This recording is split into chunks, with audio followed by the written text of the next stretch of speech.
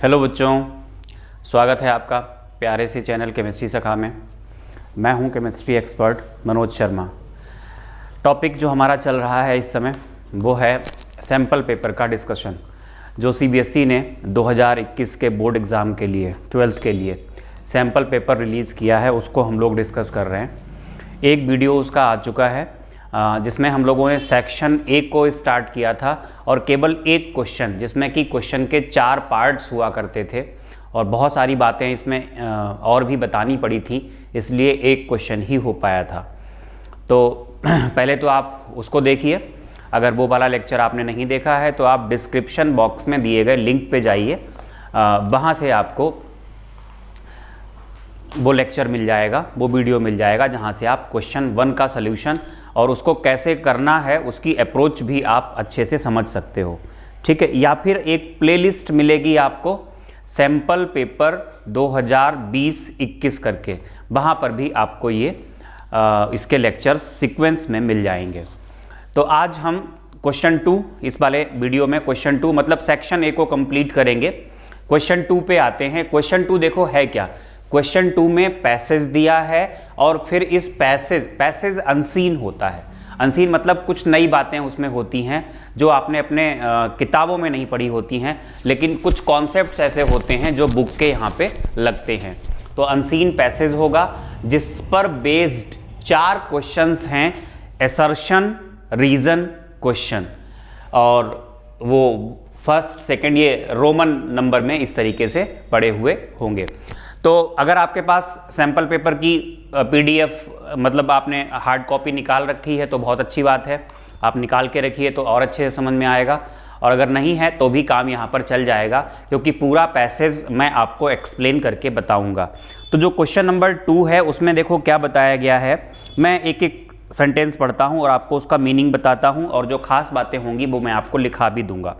The amount of moisture that leather absorb or loses is determined by temperature, relative humidity, degree of porosity and the size of pores।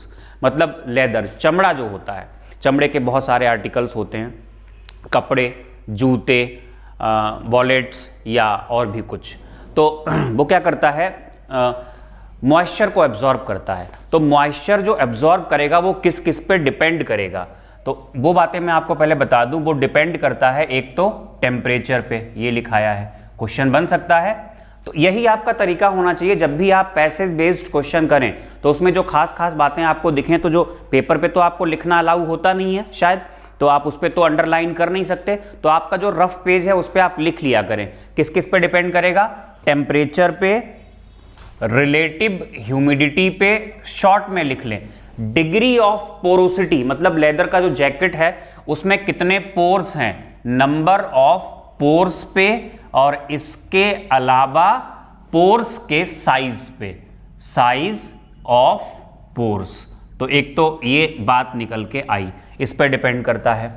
फिर क्या कहा गया है आगे देखते हैं। जो खास बातें होंगी वही नोट करेंगे। Moisture has great practical significance, जो मॉइस्चर एब्जॉर्ब होता है उसका प्रैक्टिकल सिग्निफिकेंस होता है, लिखने की जरूरत नहीं है हमें, because it's amount affects the durability of leather. ठीक है, समझ में आ गया होगा, लेदर कितना चलेगा इसको वो अफेक्ट करती है। And in articles such as shoes, gloves and other garments the comfort of the wearer, durability को अफेक्ट करती है, एज वेल एज जो पहनने वाला है उसको कितना कंफर्टेबल लगेगा इसको भी अफेक्ट करती है। कुछ खास लिखने वाली चीज नहीं है। High moisture content accelerates deterioration. Deterioration मतलब लेदर जो है उसका नुकसान, उसका खत्म होना। अगर उसने हाई मॉइस्चर को एब्जॉर्ब कर लिया तो जो लेदर है उसका डिटेरियोरेशन स्टार्ट हो जाएगा, मतलब उसका हिंदी में बोलते हैं क्षय, मतलब उसका खत्म होना, डिके हो जाए, डिके होना शुरू हो जाएगा। एंड प्रोमोट्स माइल्ड्यू एक्शन मतलब फंगस लग जाएगी। ठीक है, कोई बात नहीं, लिखने की कोई जरूरत है नहीं। On the other hand a minimum amount of moisture is required to keep leather properly lubricated and thus prevent cracking. लेकिन मॉइस्चर चाहिए होता है, क्यों? क्योंकि उससे क्या होगा, जो लेदर है वो लुब्रिकेटेड रहेगा और क्रैक नहीं होगा। तो दोनों ही तरीके के हैं, मतलब जो मॉइस्चर एब्जॉर्ब होगा उससे नुकसान भी है और उससे फ़ायदा भी है, लेकिन इसमें अभी कोई लिखने वाली बात नहीं आई। फिर आगे कहा गया the study indicates that adsorption of moisture by leather is a multi molecular process and is accompanied by law enthalpies of adsorption. देखो बड़ी टेक्निकल बातें यहाँ पे बता दी। अगर आपने सरफेस केमिस्ट्री ठीक से पढ़ी है तो आपने एडजॉर्प्शन दो टाइप के पढ़े हैं, एक फिजिकल और एक केमिकल। तो जो केमिकल एडजॉर्प्शन होता है वो यूनिलेयर होता है और जो फिजिकल होता है वो कैसा होता है, मल्टी मॉलिकुलर होता है। तो यहाँ पे कहा है मल्टी मॉलिकुलर है, जो मॉइस्चर होती है वो लेदर पे क्या करती है, मल्टी मॉलिकुलर है। इसके अलावा जो डेल्टा H है वो कैसा बताया है, वो लो बताया है, मतलब एंथैल्पी ऑफ एडजॉर्प्शन कैसी बताई है, कम। ये दोनों बातें ये इंडिकेट करती हैं, दोनों बातों से ये पता लगता है कि ये जो एडजॉर्प्शन होता है ये कैसा होता है, फिजियोजॉर्प्शन होता है। ठीक है, ये बात लिखी नहीं है लेकिन समझ में आ रही है। फिर क्या कह रहे हैं, further at 75% relative humidity the adsorption is a function of surface area. अगर एटमॉस्फेयर में जो ह्यूमिडिटी रिलेटिव है वो 75% है तो एडजॉर्प्शन कितना होगा, ये केवल सरफेस एरिया पे डिपेंड करता है और किसी पे डिपेंड नहीं करता है। ठीक है, आगे कहते हैं हाइड इज टेंड, देखो ये आपका पढ़ा हुआ है, हाइड मतलब खाल, is tend to harden leather. खाल सॉफ्ट होती है, उसको उसकी टैनिंग की जाती है सो दैट वो कैसी हो जाए, हार्ड लेदर में कन्वर्ट हो जाए। This process of tanning occurs due to mutual coagulation of positively charged hide with negatively charged tanning material. ये आपने कोआगुलेशन पढ़ा हुआ है सरफेस केमिस्ट्री में। तो यहाँ पे एक खास चीज ये निकल के आ रही है, जो हाइड होती है वो कैसी होती है, वो पॉजिटिव होती है, और इसकी जब टैनिंग कराते हैं, जो टैनिंग मटेरियल होता है, टैनिंग मटेरियल को इन्होंने बताया है ये कैसा होता है, ये नेगेटिव होता है। नेगेटिव पॉजिटिव क्या करते हैं, एक दूसरे को कोआगुलेट कर देते हैं और इस तरीके से हार्ड लेदर बन जाता है।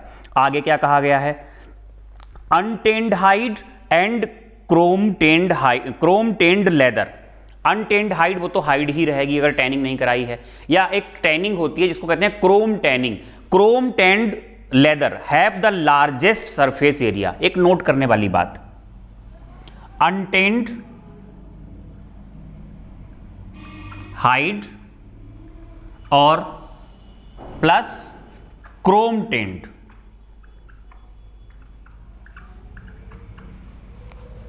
लेदर हैव लार्जेस्ट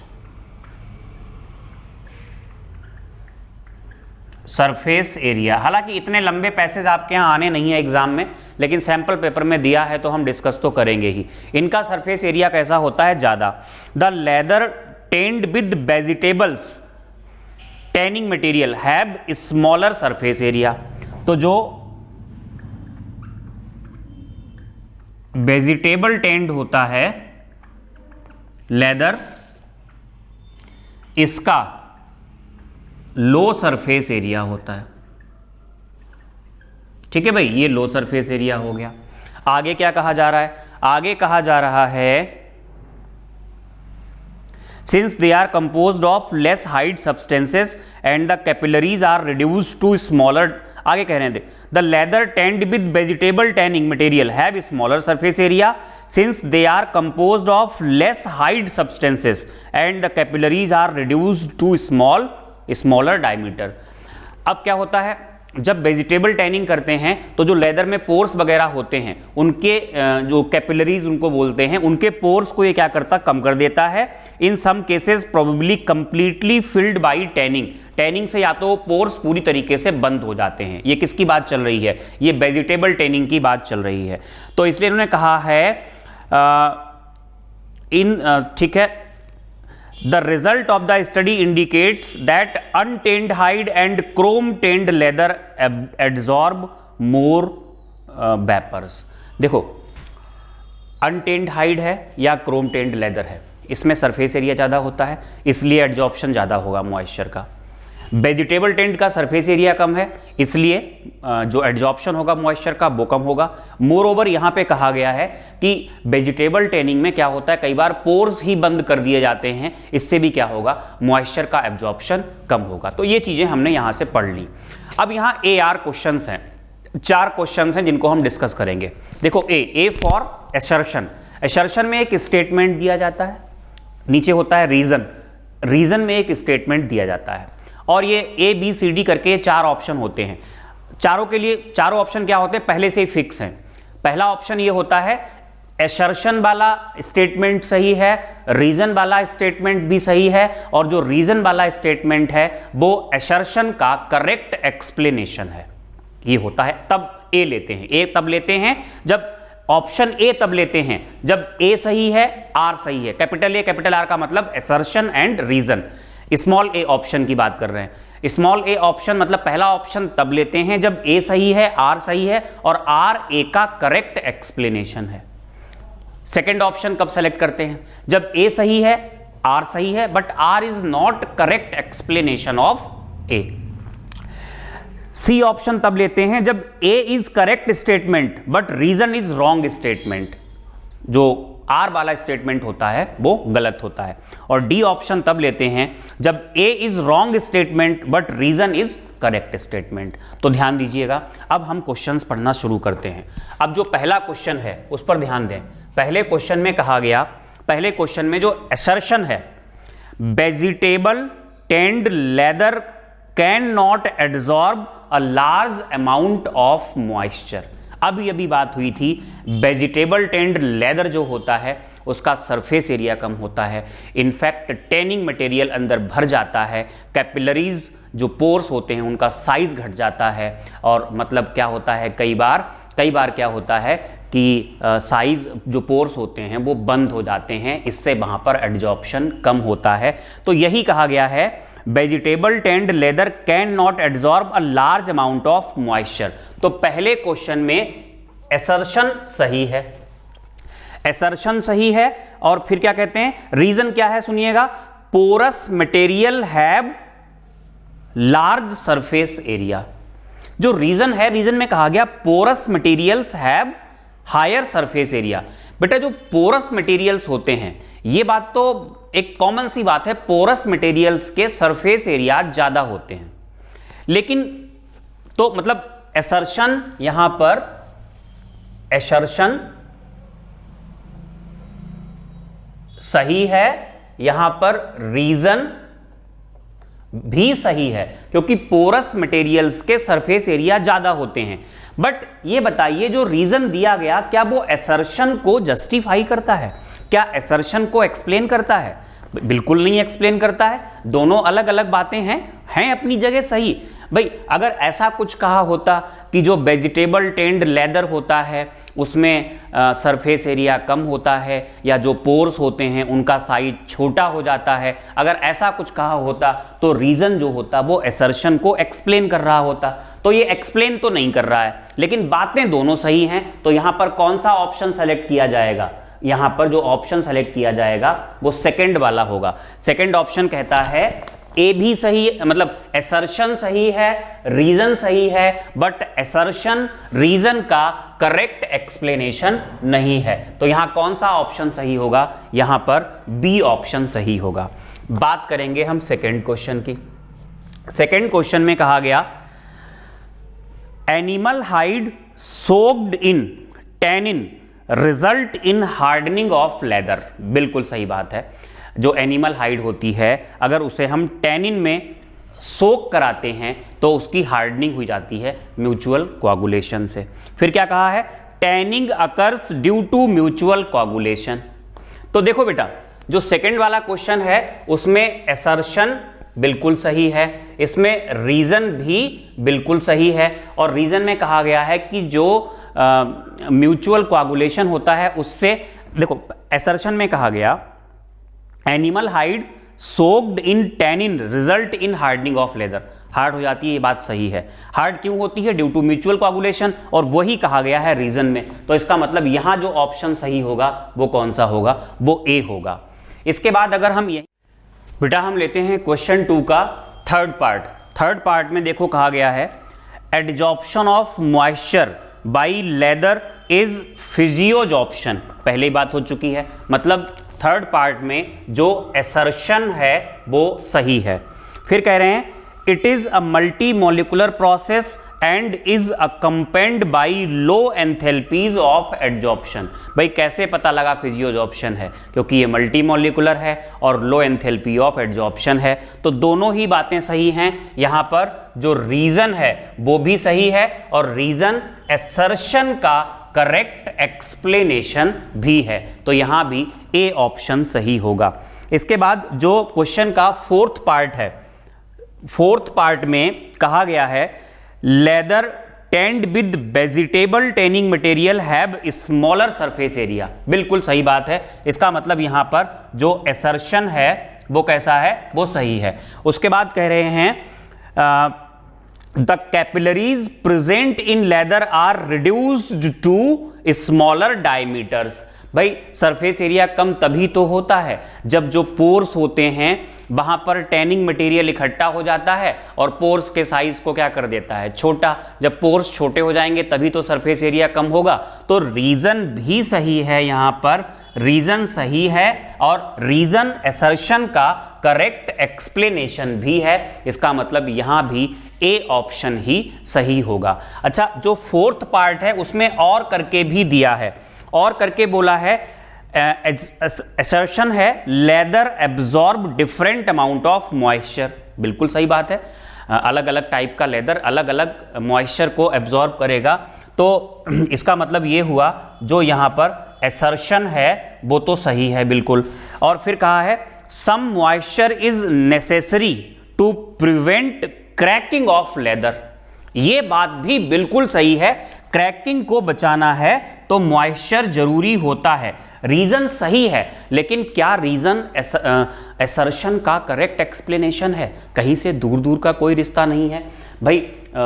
ये मॉइस्चर एब्जॉर्ब करता है, असर्शन में कहा गया डिफरेंट अमाउंट ऑफ मॉइस्चर को एब्जॉर्ब करता है, ये बात सही है, लेकिन इसका एक्सप्लेनेशन तो रीजन नहीं है ना कि क्रैकिंग को बचाने के लिए मॉइस्चर जरूरी है। तो यहां पर फिर जो ऑप्शन सही होगा वो कौन सा होगा, वो होगा बी। तो बेटा ये हम लोगों ने सेकंड क्वेश्चन को डिस्कस किया, इसको रब करते हैं और हम आते हैं आगे वाले क्वेश्चंस पे। जो क्वेश्चन नंबर 3 से 11 तक हैं वो मल्टीपल चॉइस हैं, और मल्टीपल चॉइस होने के साथ साथ इनमें एक एक नंबर के हैं, उनके बारे में हम बात करेंगे। और फिर क्वेश्चन नंबर 12 से 16 तक हैं वो मतलब जो 3 से 11 हैं वो पैसेज बेस्ड नहीं है। क्वेश्चन 1 जो था वो भी मल्टीपल चॉइस थे लेकिन अनसीन पैसेज बेस्ड थे। क्वेश्चन 2 में AR थे, अनसीन पैसेज बेस्ड थे। 3 से 11 के जो हैं वो मल्टीपल चॉइस हैं बट आपके सिलेबस के पढ़े हुए। ऐसे ही क्वेश्चन नंबर 12 से लेकर के 16 तक हैं वो AR हैं लेकिन वो आपके सिलेबस से हैं जो आपने पढ़ रखा है, तो इनको डिस्कस करते हैं और सेक्शन 1 को हम लोग आज के वीडियो में खत्म कर लेंगे। तो रब करते हैं और मिलते हैं।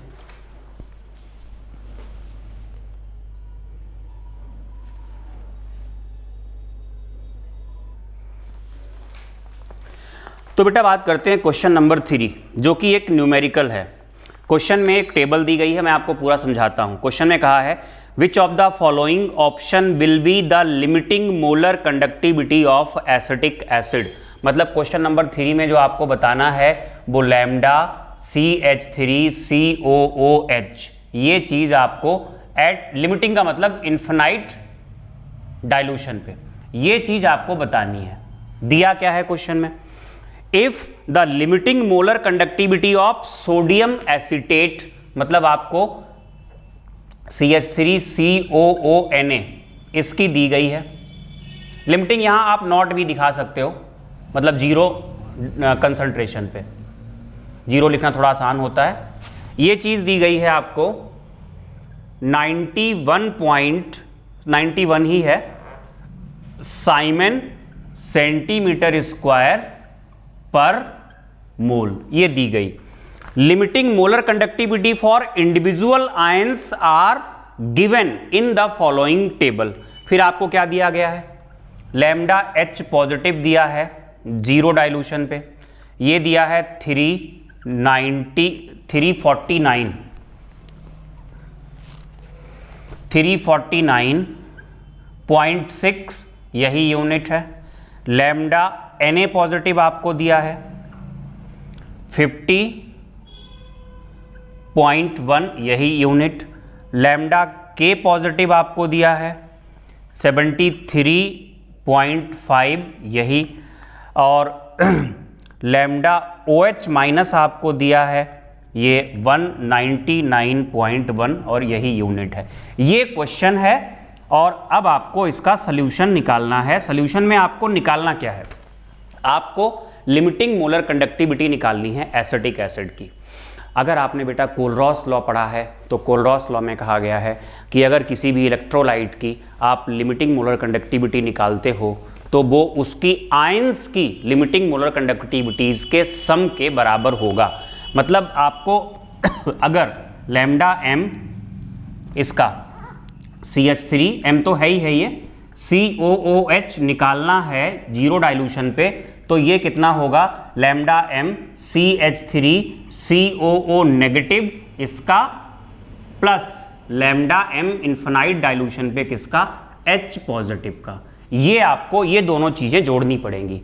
अब ये चीज H पॉजिटिव वाली तो आपको दे दी गई यहाँ पे 349.6, लेकिन आपको ये चीज नहीं पता है, ये आप कैसे निकाल सकते हो। आप यहां पे आ जाओ, ये आपने मान लो इक्वेशन नंबर 1 मान ली, ये हमें फाइंड करना है, इस पे हमें टारगेट करना है। अब ये जो आपको दिया गया है इसमें एक तो एसीटेट आयन का है और सोडियम आयन का है, तो अगर इसमें से हम सोडियम आयन का माइनस कर देते हैं जो कि इतना है, तो फिर हमें क्या मिलेगा, तो हमें एसीटेट आयन का मिल जाएगा। देखना ध्यान से, लैम्डा इन्फिनाइट डाइल्यूशन पे मतलब जीरो कंसंट्रेशन पे CH3COO नेगेटिव ये कितना हो जाएगा, ये हो जाएगा लैम्डा इन्फिनाइट डाइल्यूशन पे CH3COO Na का माइनस लैम्डा इन्फिनाइट डाइल्यूशन पे किसका होगा Na पॉजिटिव का। तो ये अगर हम सॉल्व करेंगे तो ये चीज तुम्हें दी गई है 91 माइनस कितना कर दोगे 50.1। तो जब आप इस चीज को सॉल्व करोगे तो यहां अगर हम 0 मान लें तो ये 9 होगा, ये कितना बचा 0 से 0 जाएगा 0 होगा, यानी ये कुल मिला के कितना हो जाएगा 40.9।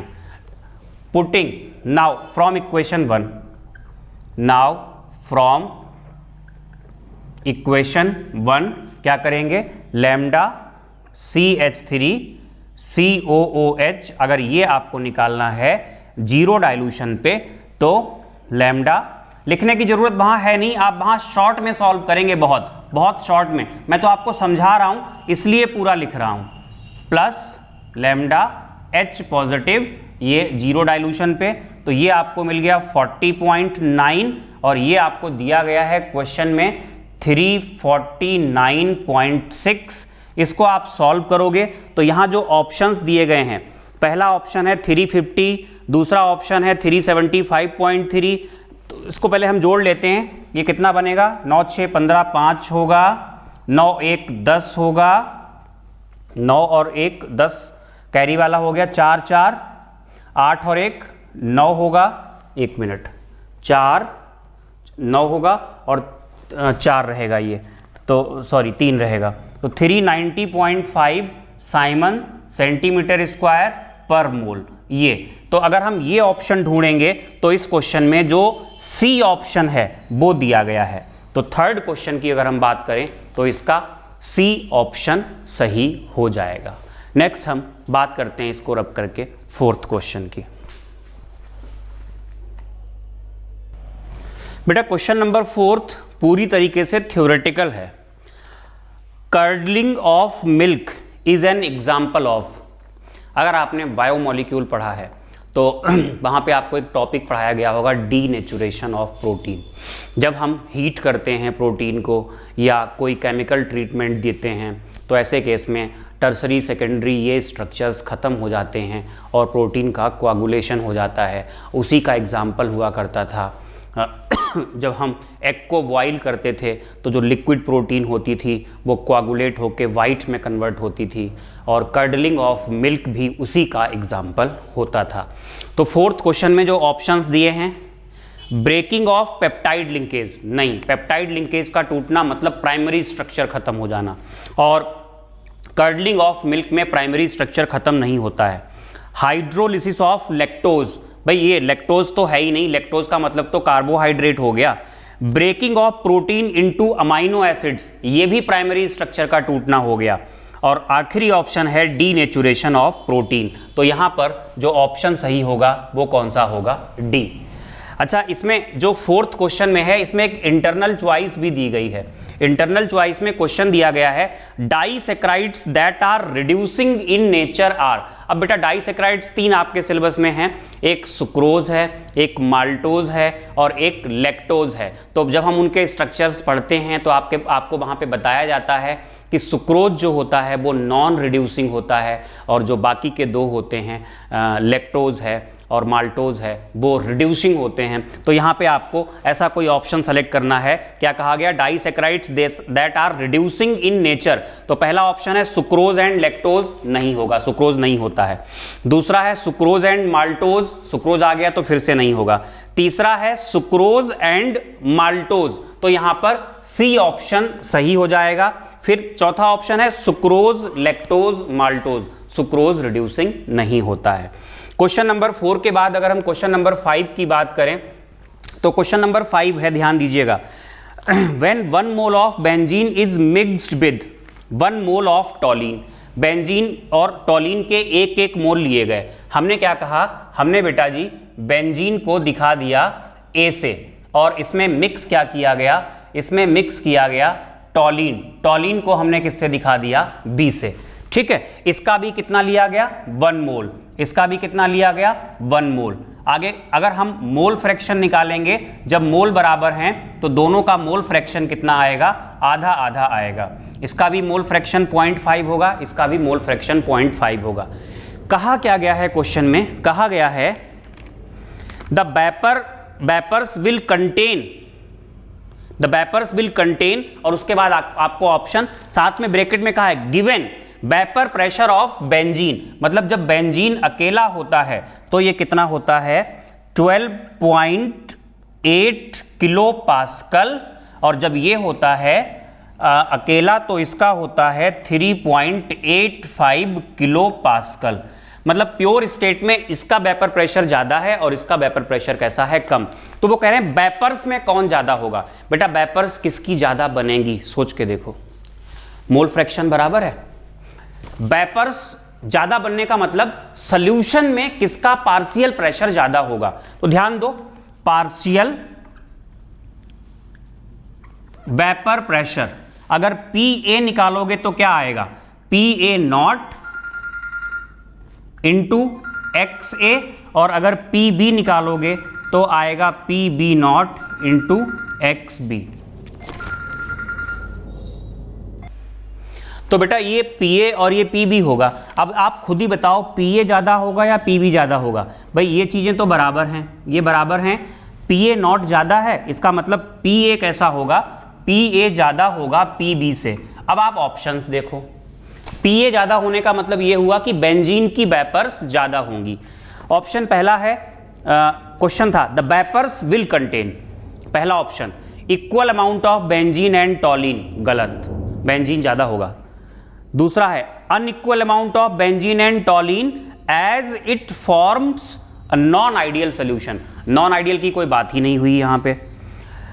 तो हालांकि अनइक्वल अमाउंट तो होंगी, हमें और आगे ऑप्शंस भी देख लेने चाहिए, हो सकता है इससे भी बेहतर ऑप्शन मिल जाए। सी है हायर, क्योंकि बेंजीन और टॉलिन हमेशा क्या करते हैं? आइडियल सोल्यूशन बनाते हैं, ये आपको पता होना चाहिए। तो बी ऑप्शन तो हो ही नहीं सकता। सी है हायर परसेंटेज ऑफ बेंजीन, बिल्कुल सही है। हायर परसेंटेज ऑफ टॉलिन, ये आखिरी ऑप्शन है। तो यहां कौन सा ऑप्शन सही होगा? यहां पर सी वाला ऑप्शन सही होगा। क्वेश्चन नंबर 6 पे चलते हैं हम। क्वेश्चन नंबर 6 है which of the following is the reason for zinc not exhibiting variable oxidation state. अगर आपको जिंक के बारे में पता हो तो जिंक का इलेक्ट्रॉनिक कॉन्फ़िगरेशन होता है 3d10 और 4s2।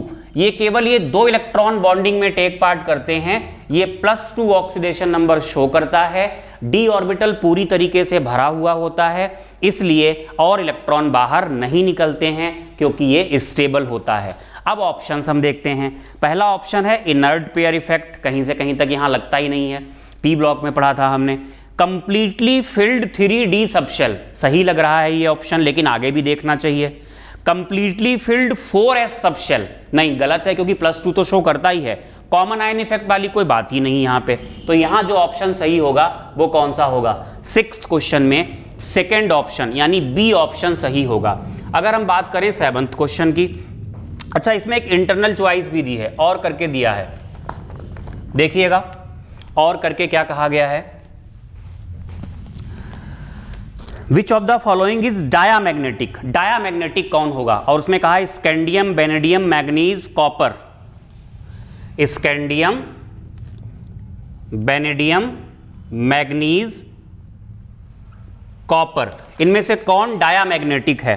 तो ऑप्शंस जो हैं वो, जैसे स्कैंडियम का अगर आप कॉन्फ़िगरेशन करोगे तो डॉट डॉट, टाइटेनियम नहीं दिया है ना, नहीं है, तो इसका स्कैंडियम का एटॉमिक नंबर 21 दिया है, 21 दिया हुआ है यहां पर, तो 3D1 और 4s2 होगा। बेनेडियम का कितना दिया है? बेनेडियम का दिया है 23, तो इसका कॉन्फ़िगरेशन होगा 3D3 4s2। मैग्नीज का दिया है 25, 3D5 4s2, और कॉपर का 29, इसका होता है 3D10 4s1। अच्छा अब आप देखो, अगर हम जो ऑप्शन है, पहला ऑप्शन है बेनेडियम +3, बेनेडियम +3 का क्या आएगा निकल के? तीनों इलेक्ट्रॉन निकल जाएंगे, तो 3D क्या हो जाएगा? 0। तो ये तो पक्का है, 3D अगर 0 है, पूछा क्या है? Which of the following is diamagnetic ion, which of the following is diamagnetic ion. तो स्कैंडियम जो लिया है वो, सॉरी पहला ऑप्शन जो है उसमें बेनेडियम +2 लिया है, बेनेडियम +2, तो बेनेडियम ये है, 2 इलेक्ट्रॉन निकल गए ये वाले +2 में आते आते, तो इसका कॉन्फ़िगरेशन क्या बचा? 3D3, तो ये तो पैरा है भैया, ये तो पैरामैग्नेटिक हो क्योंकि 3 अनपेयर्ड इलेक्ट्रॉन है। दूसरा ऑप्शन है स्कैंडियम +3, स्कैंडियम +3 का अगर आप करोगे तो 2 ये निकल जाएंगे, 1 ये निकल जाएगा, तो 3D कैसा हो जाएगा? 0। तो ये पक्का है, ये कैसा होगा? डायामैग्नेटिक। तो मेरे हिसाब से तो यही ऑप्शन यहीं पे हो गया। बाकी आप देखना चाहें तो देख लें। कॉपर +2 दिया है तीसरा ऑप्शन, कॉपर +2, 1 इलेक्ट्रॉन ये निकलेगा, 1 यहां से निकलेगा, तो इसका 3D9 होगा, यहां पर 1 अनपेयर्ड इलेक्ट्रॉन होगा, और अगर 1 अनपेयर्ड इलेक्ट्रॉन है तो कैसा होगा? पैरामैग्नेटिक। मैग्नीज +3 में लिया है, 2 ये निकले, 1 यहां से निकले, 3D4 होगा, और वो भी कैसा होगा? वो भी पैरामैग्नेटिक होगा। तो यहां पर जो ऑप्शन सही होगा वो कौन सा होगा? स्कैंडियम +3। ये हो गया क्वेश्चन नंबर 6। रब करते हैं, बात करते हैं क्वेश्चन नंबर 7 की। बेटा क्वेश्चन नंबर 7 है, propanamide on reaction with bromine in aqueous NaOH। Propanamide का मतलब हुआ CH3 CH2 C double bond O NH2, ये प्रोपेनामाइड है। इसकी रिएक्शन कराई गई है ब्रोमीन से और NaOH से। जब अमाइड की रिएक्शन हम Br2 से कराते हैं in the presence of alkali, तो इस रिएक्शन का नाम होता है हॉफमैन डिग्रेडेशन रिएक्शन, क्योंकि इसमें जो अमाइन बनता है वो 1 कार्बन कम का बनता है। तो यहाँ जो अमाइन बनेगा वो 1 कार्बन कम का होगा, CH3 CH2 NH2 होगा। तो पूछा है इन्होंने गिब्स क्या मिलेगा? पहला ऑप्शन प्रोपेनामीन, नहीं, 3 कार्बन का अमाइन कैसे मिल जाएगा? 1 कम का मिलेगा। दूसरा है इथेनामीन, इसका मतलब यहां पर बी ऑप्शन सही हो जाएगा। क्वेश्चन नंबर, इसमें इंटरनल चॉइस भी दी है। इंटरनल चॉइस में कहा है IUPAC name of product formed by reaction of methylamine, ये रहा मिथाइलमाइन CH3NH2। इसकी रिएक्शन किससे कराई? इसकी रिएक्शन कराई with 2 moles of methyl amine की रिएक्शन कराई with 2 moles of ethyl chloride CH3 CH2 Cl। इसके 2 मोल लिए गए, पहले 1 मोल कंज्यूम करते हैं, इसका एक H, इसका एक Cl, माइनस क्या होगा? HCl। क्या बना यहां पर? यहां पर बना CH3, ये वाला CH3 NH, और ये आ गया CH2 CH3। अब फिर से अगर हम इसकी रिएक्शन कराएं CH3 CH2 Cl से, तो ये वाला Cl, ये वाला H फिर से जाएगा, माइनस HCl, क्या बनेगा यहाँ पर बनेगा CH3N CH2 CH3, और ये फिर से आ जाएगा CH2 CH3। तो कुल मिला के अगर इसका IUPAC नाम रखोगे तो एक ये चैन सेलेक्ट करनी होगी, एक कार्बन दो कार्बन, तो क्या आएगा, N के साथ ये ब्रांच इथाइल, N के साथ ये ब्रांच मिथाइल, तो होगा N ethyl N methyl ethane amine, ethane 1 amine या इथेन अमाइन, ये तुम्हारा ऑप्शन होगा। और ऐसा ऑप्शन दिया गया है डी वाला, N ethyl N methyl ethane amine, तो यहां पर जो ऑप्शन सही होगा वो डी होगा। ये क्वेश्चन नंबर 7 कंप्लीट हुआ। क्वेश्चन नंबर 8 की अगर हम बात करें, देखो क्वेश्चन नंबर 8 में कुछ बताने की जरूरत है ही नहीं ज्यादा।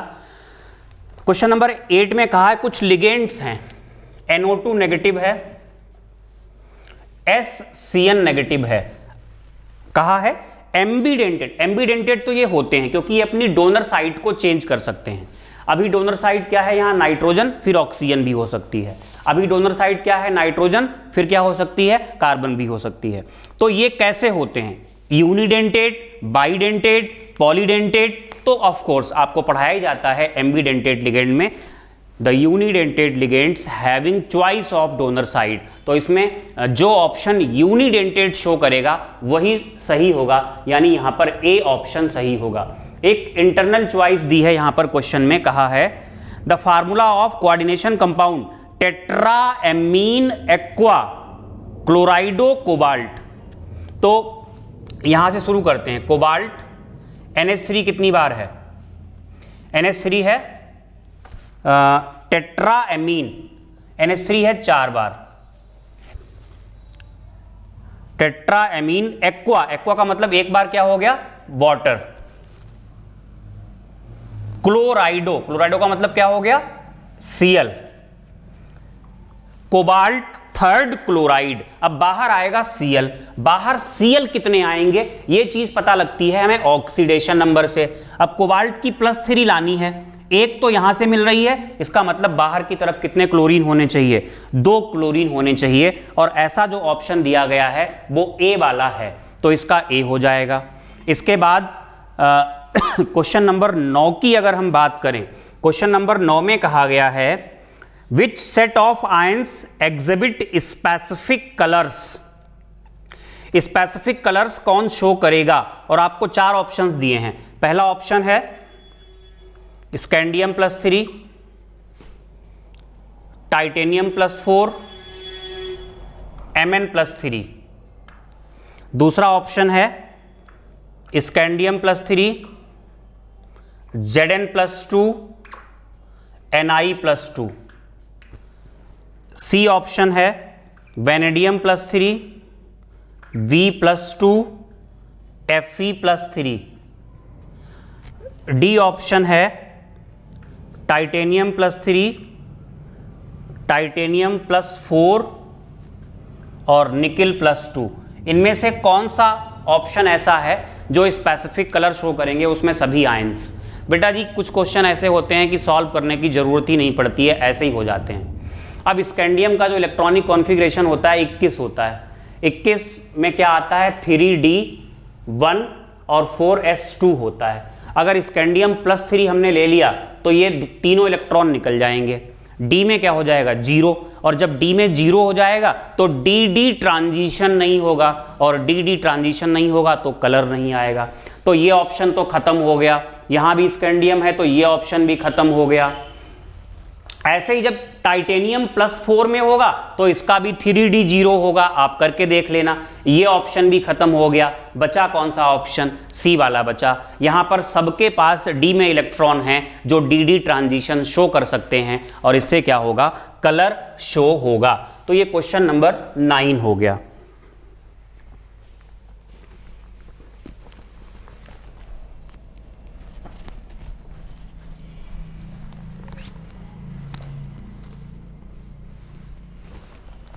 अगर आपके पास PDF नहीं है तो जो डिस्क्रिप्शन बॉक्स होगा उसमें PDF का लिंक दिया जाएगा, आप वहां से इसको डाउनलोड कर सकते हैं। क्वेश्चन नंबर 10 है, 10 देखना भाई।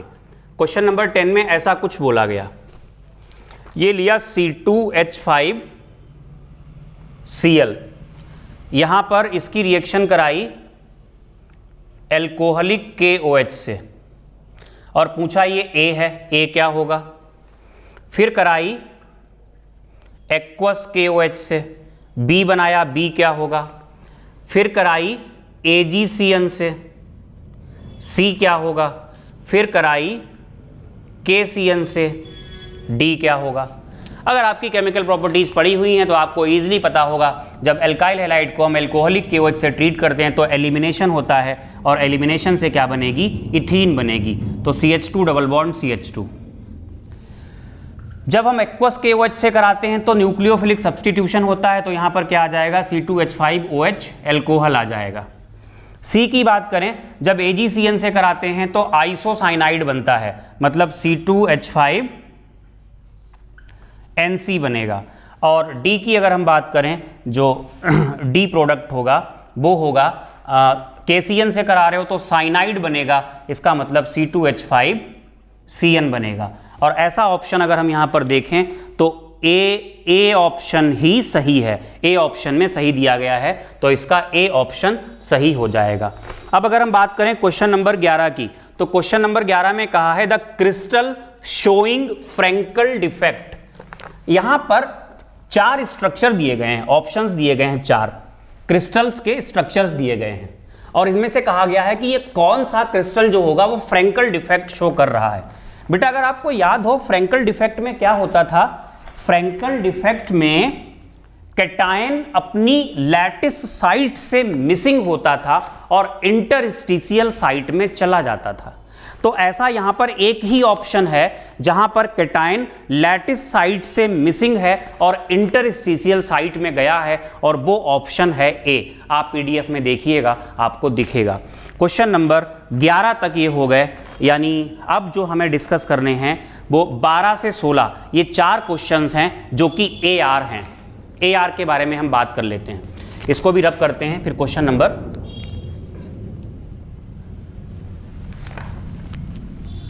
12, 13, 14, 15, 16 नहीं, ये क्वेश्चन हो जाएंगे 5, 12 से 16 5 क्वेश्चंस हो जाएंगे। इनके बारे में बात करते हैं। AR क्वेश्चंस हैं, बहुत टाइम नहीं लगेगा। क्वेश्चन नंबर 12 है। क्वेश्चन नंबर 12 में असर्शन जो दिया है, the two strands of DNA are complementary to each other. आपको याद होगा कॉम्प्लीमेंट्री होते हैं।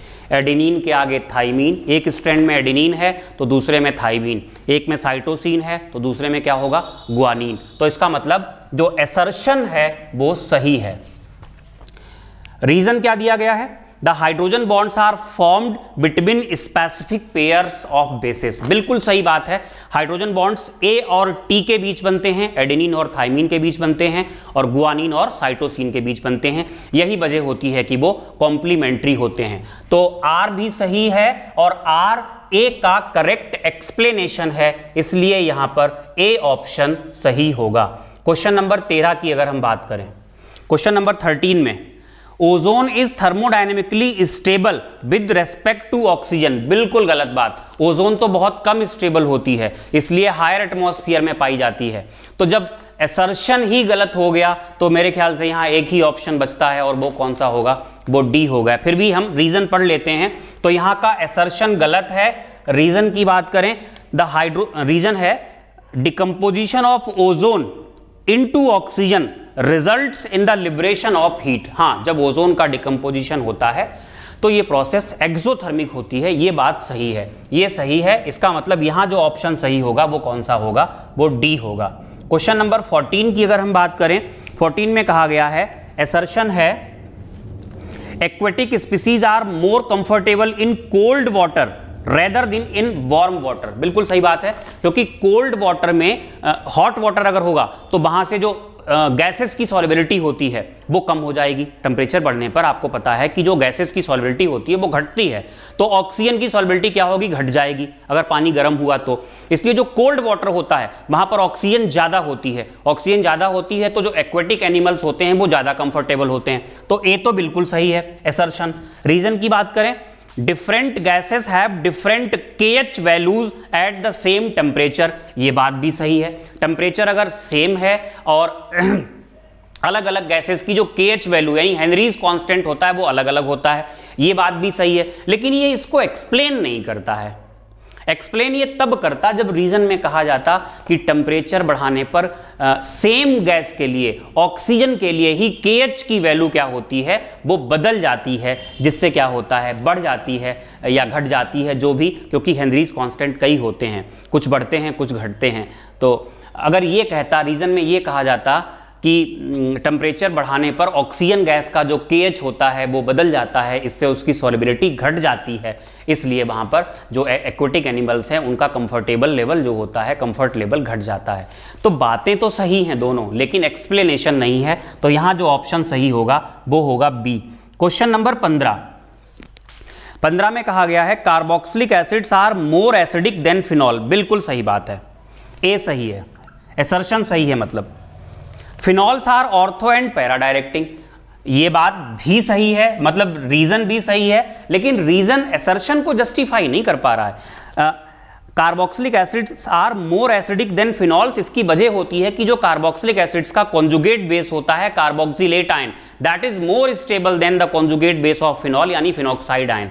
तो असर्शन सही, रीजन सही, but reason is not correct explanation of assertion. तो ऑप्शन कौन सा सही होगा, बी। क्वेश्चन नंबर हम 16 की बात करें तो 16 में अच्छा ये हमने क्वेश्चन नंबर 13 आपको कराया, 14 कराया, और 14 में एक इंटरनल चॉइस है वो नहीं कराया, चलो करा देंगे अभी 16 देख लो। Methoxy ethane reacts with HI to give ethanol and iodomethane, बिल्कुल सही बात है, यहां पे कराते हैं 16। Methoxy ethane CH3O CH2 CH3, अगर इसकी रिएक्शन HI से कराएं, देखो बेटा कोई भी ग्रुप टर्सरी नहीं है, टर्सरी नहीं है तो जो मैकेनिज्म होगी वो कौन सी होगी, SN2, और SN2 में जो न्यूक्लियोफाइल होता है ये अटैक करता है छोटे वाले कार्बन पे, तो जो प्रोडक्ट होगा वो क्या बनेगा, CH3I, और यहां पर होगा CH3CH2OH। तो ए तो सही हो गया, असर्शन तो सही हो गया। रीजन में कहा है reaction of ether with HI follows SN2 mechanism, बिल्कुल सही बात है, SN2 होती है और SN2 की वजह से ही ये प्रोडक्ट बनता है, तो ये करेक्ट एक्सप्लेनेशन भी हो गया, यानी ए ऑप्शन सही होगा। बेटा क्वेश्चन नंबर 14 में जो इंटरनल चॉइस दी हुई थी उसकी अगर हम बात करें तो कहा गया है, असर्शन में कहा गया है nitric acid and warm water form maximum boiling azeotrope. अगर आपने एजियोट्रॉपिक मिक्सचर्स पढ़े हैं तो ये बिल्कुल सही स्टेटमेंट है। और फिर कहा है रीजन में कहा है azeotropes are binary mixtures having the same composition and liquid and vapour phase. Azeotrope की डेफिनेशन ही यही होती है कि जो एजियोट्रॉपिक मिक्सचर्स होते हैं उनकी लिक्विड फेज में और वेपर फेज में जो कॉम्पोजिशन होती है वो बिल्कुल सेम होती है। बट ये जो रीजन दिया है वो इसका एक्सप्लेनेशन नहीं है, एक्सप्लेनेशन तो कुछ और ही इसका होता है। तो ए सही है, आर सही है, लेकिन एक्सप्लेनेशन नहीं है, तो यहाँ पर जो ऑप्शन सही होगा वो बी होगा। तो इस तरीके से इन दो लेक्चर्स में, इससे पहले वाला लेक्चर और ये वाला लेक्चर, इसमें हम लोगों ने सेक्शन ए को ख़त्म कर लिया, और सेक्शन ए में ही टाइम लगना था, सेक्शन बी, सेक्शन सी और सेक्शन डी मुझे लगता है ये एक ही लेक्चर में ख़त्म हो जाएंगे। तो होपफुली आपके लिए ये यूज़फुल होगा वीडियो, तो इसको ठीक से देखिएगा, पहले PDF डाउनलोड कर लीजिएगा तो ज़्यादा आपके लिए कन्वीनियंट रहेगा। PDF का लिंक मैं आपको यहाँ पर दूंगा। चैनल को सब्सक्राइब कीजिएगा, आपको पूरी केमिस्ट्री यहाँ पे मिलेगी। Thank you for watching.